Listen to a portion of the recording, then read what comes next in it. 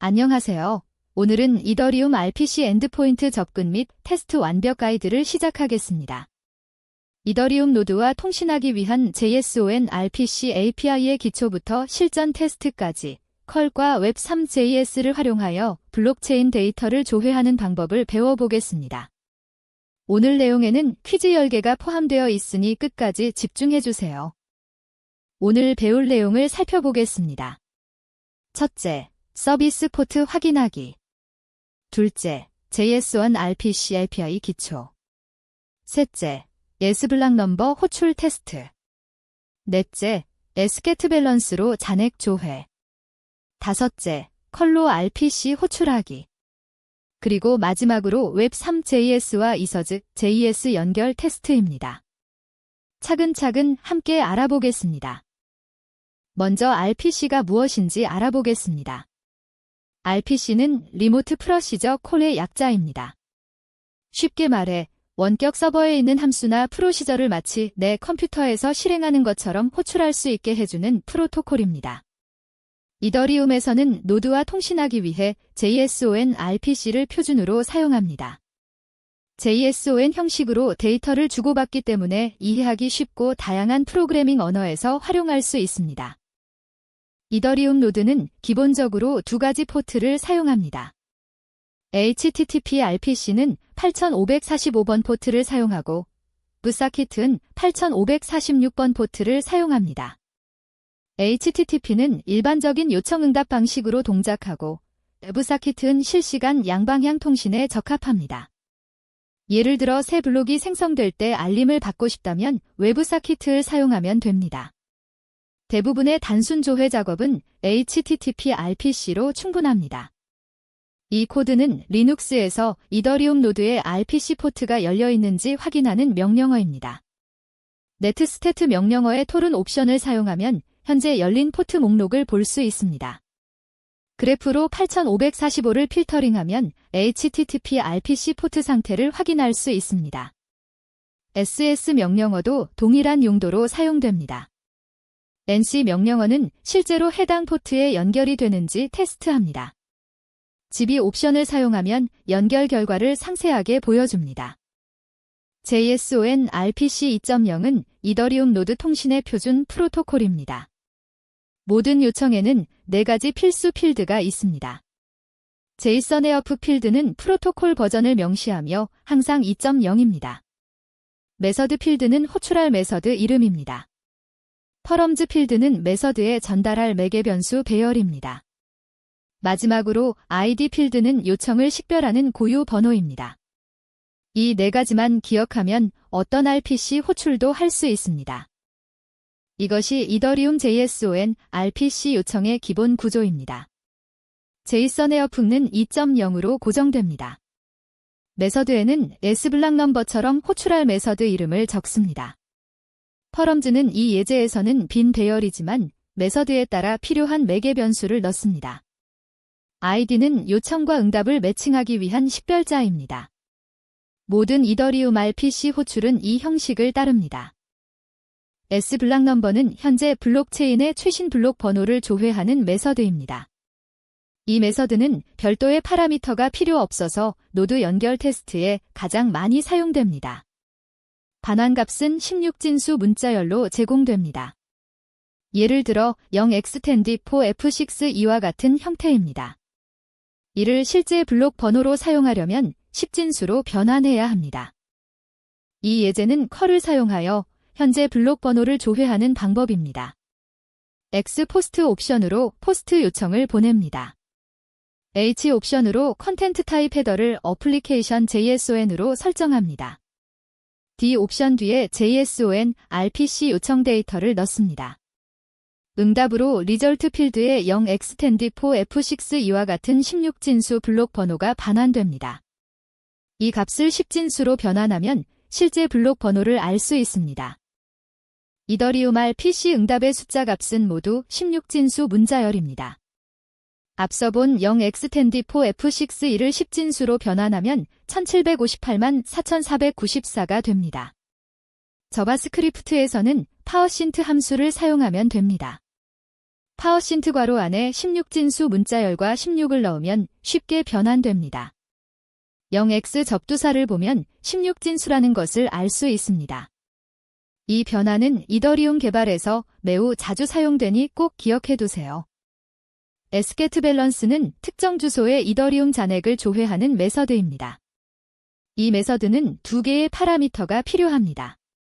첫 번째는 조회할 지갑 주소입니다. 두 번째는 어느 시점에 잔액을 조회할지 지정하는 블록 태그입니다.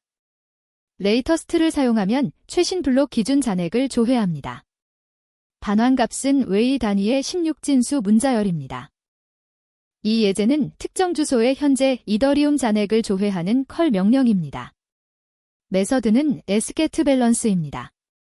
퍼럼즈 배열의 첫 번째 요소는 조회할 지갑 주소이고 두 번째 요소는 레이터스트로 최신 블록 기준 잔액을 조회합니다. 특정 과거 시점의 잔액을 알고 싶다면 레이터스트 대신 블록 번호를 16진수로 넣으면 됩니다. 이 기능은 과거 자산 상태 확인이나 감사에 유용합니다. 이더리움의 가장 작은 단위는 웨이입니다. 1ETH는 10의 18승 웨이와 같습니다. 숫자로 쓰면 1 뒤에 0이 18개 붙습니다. 중간 단위로 괭이가 있는데 1괭이는 10의 9승 웨이입니다. 주로 가스 가격을 표시할 때 괭이를 사용합니다. 잔액 조회 결과를 ETH로 변환하려면 반환된 웨이 값을 10의 18승으로 나누면 됩니다. 이서즉 JS의 포어맷에서 함수를 사용하면 자동으로 변환해줍니다. 컬로 RPC를 호출할 때는 몇 가지 필수 요소가 있습니다.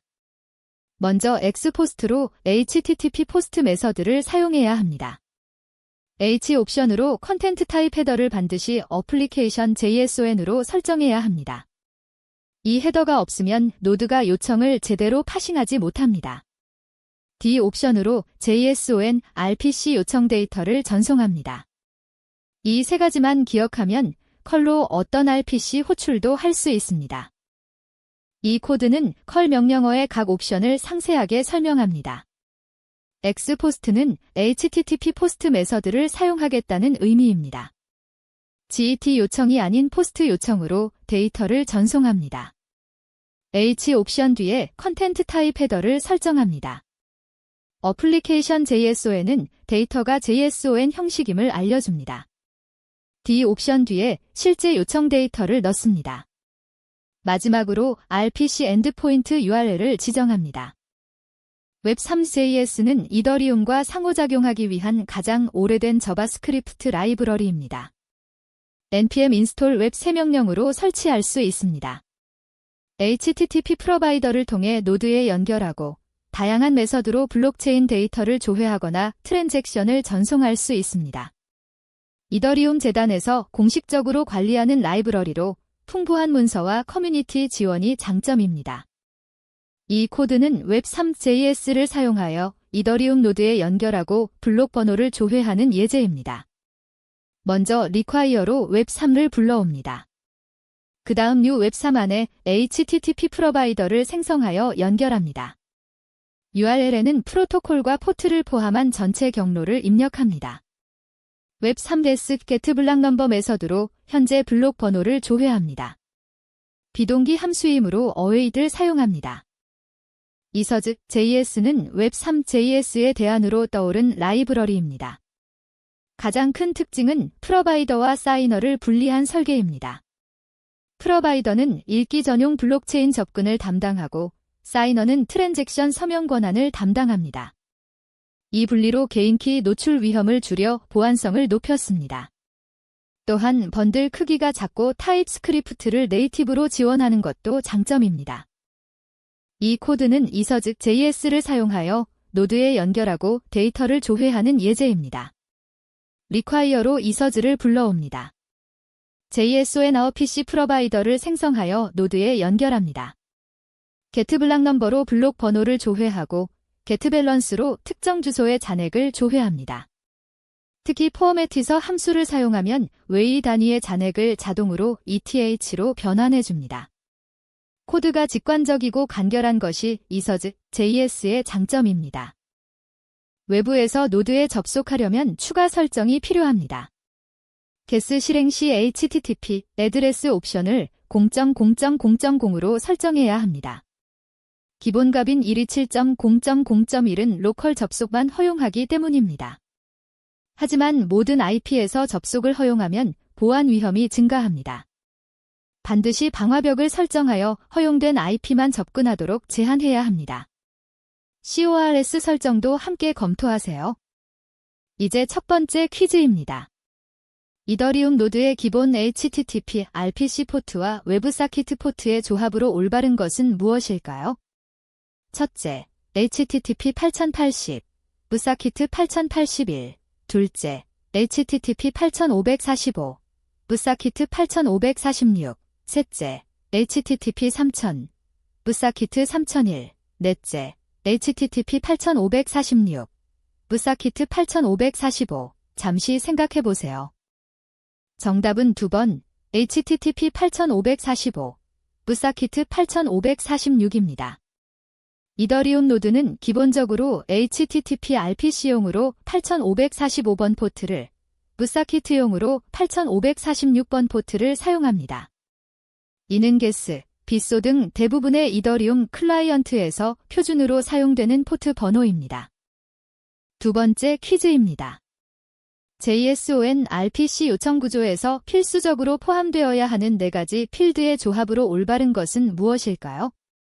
첫째, 제이선의 어프, 메서드, 퍼럼즈, ID. 둘째, 버전, 펑션, 아어규먼트, 리퀘스트 ID.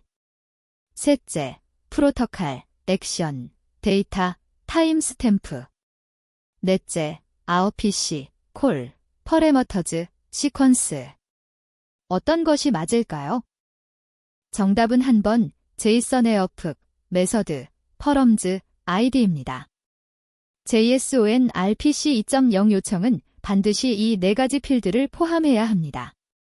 제이선의 어프는 프로토콜 버전, 메서드는 호출할 메서드 이름, 퍼럼즈는 매개 변수 배열, ID는 요청 식별자입니다. 세 번째 퀴즈입니다. SGET 밸런스 메서드로 잔액을 조회할 때 반환되는 값의 단위와 형식은 무엇일까요? 첫째, ETH 단위의 10진수 문자열. 둘째, 이 단위의 16진수 문자열. 셋째, 궤의 단위의 정수. 넷째, ETH 단위의 부동소수점 숫자. 생각해보세요.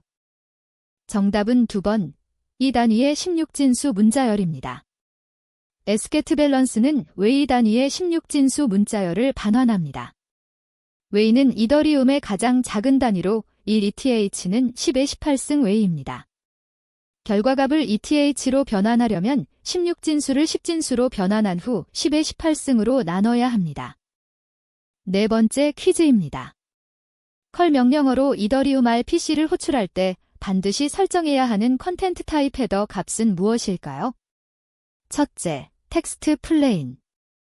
둘째, 어플리케이션 XWWW 포머랭 엔코디드. 셋째, 어플리케이션 JSON. 넷째, 멀티파워트 폼 데이터. 어떤 것이 정답일까요? 정답은 3번, 어플리케이션 JSON입니다. JSON RPC 프로토콜은 JSON 형식으로 데이터를 주고받기 때문에 컨텐트 타입 헤더를 어플리케이션 JSON으로 설정해야 합니다. 이 헤더가 올바르게 설정되지 않으면 노드가 요청을 제대로 파싱하지 못합니다. 다섯 번째 퀴즈입니다. 웹3.js에서 이더리움 노드에 연결하기 위해 웹3 인스턴스를 생성할 때 사용하는 올바른 방법은 무엇일까요? 첫째, new 웹3괄호 로켓호스트 8545. 둘째, new 웹3 안에 new 웹3 프로바이더즈 HTTP 프로바이더로 URL 전달. 셋째, 옆 3 커넥트로 URL 전달. 넷째, 3 크리에이트 인스턴스의 호스트와 포어트 객체 전달. 정답은 2번입니다. 웹3.js에서는 웹3 프로바이더즈 HTTP 프로바이더를 통해 HTTP 프로바이더를 생성하고 이를 웹3 생성자에 전달하여 인스턴스를 만듭니다. 프로토콜을 포함한 전체 URL을 지정해야 합니다. 여섯 번째 퀴즈입니다. 노드의 포트가 열려 있는지 확인했을 때 연결이 실패하는 원인으로 적절하지 않은 것은 무엇일까요? 첫째, 방화벽이 포트를 차단. 둘째, HTTP 애드레스 설정이 127.0.0.1로 되어 있음.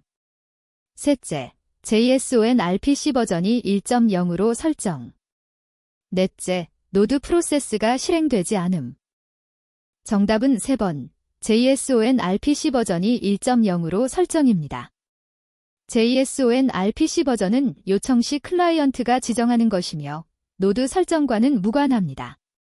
방화벽 차단, HTTP 애드레스 설정, 노드 프로세스 미실행은 모두 실제 연결 실패 원인이 될 수 있습니다. 7번째 퀴즈입니다. S블락 넘버 호출 결과로 0xtendy4F6E를 받았을 때 이를 10진수 블록 번호로 변환한 결과는 무엇일까요? 첫째, 1758만 4494, 둘째, 1764만 9518, 셋째, 1771만 5054, 넷째, 1725만 6302. 계산해보세요. 정답은 한번 1758만 4494입니다. 0xtendy4F6E는 16진수입니다. 이를 10진수로 변환하면 1758만 4494가 됩니다. 자바스크립트에서는 파워신트 함수에 문자열과 16을 넣어 쉽게 변환할 수 있습니다. 8번째 퀴즈입니다. 이서즉 JS와 웹3.js의 주요 차이점에 대한 설명으로 가장 정확한 것은 무엇일까요? 첫째, 3.js는 타입스크립트를 지원하지 않음. 둘째, 이서즉 JS는 프로바이더와 사이너를 분리하여 보안성을 높임. 셋째, 3.js는 더 이상 유지보수되지 않음. 넷째, 이서즉 JS는 웹사키트를 지원하지 않음. 정답은 2번입니다. 이서즉 JS의 핵심 설계 철학 중 하나는 프로바이더와 사이너를 명확히 분리한 것입니다. 프로바이더는 읽기 전용 블록체인 접근을, 사이너는 트랜잭션 서명 권한을 담당하여 개인키 노출 위험을 줄입니다. 9번째 퀴즈입니다. sgetBalance 호출 시 두 번째 파라미터로 레이터스트 대신 특정 블록 번호를 지정하는 이유로 가장 적절한 것은 무엇일까요? 첫째, API 호출 속도 향상. 둘째, 과거 특정 시점의 잔액 조회. 셋째, 노드 캐시 우회. 넷째, 트랜잭션 수수료 절감. 정답은 2번, 과거 특정 시점의 잔액 상태를 조회하기 위해서입니다. 이더리움은 상태 기반 블록체인으로 각 블록마다 모든 계정의 상태가 기록됩니다. 특정 블록 번호를 지정하면 해당 블록이 생성된 시점의 잔액을 조회할 수 있어 과거 자산 상태 확인이나 감사에 유용합니다. 마지막 10번째 퀴즈입니다. 원격 서버의 이더리움 노드의 외부에서 RPC 접속을 허용하려면 게스 실행 시 어떤 옵션을 설정해야 할까요? 첫째, HTTP 코어즈 별표. 둘째, HTTP 애드레스 0.0.0.0. 셋째, RPC allow external. 넷째, HTTP public true. 정답은 2번, HTTP 애드레스 0.0.0.0입니다. 게스 노드의 기본 HTTP 애드레스 값은 127.0.0.1로 동일 서버에서만 접속이 가능합니다. 외부에서 접속을 허용하려면 HTTP 애드레스를 0.0.0.0으로 설정해야 합니다. 단, 보안을 위해 방화벽 설정이 필수입니다. 오늘 RPC 엔드포인트를 통해 이더리움 노드와 통신하는 방법을 학습했습니다. JSON RPC 기초부터 컬 명령어, 3JS와 이서즈 JS까지 다양한 방법을 배웠습니다. 실제로 로컬 노드나 테스트넷에 연결해서 블록체인 데이터를 조회해보세요. 시청해주셔서 감사합니다.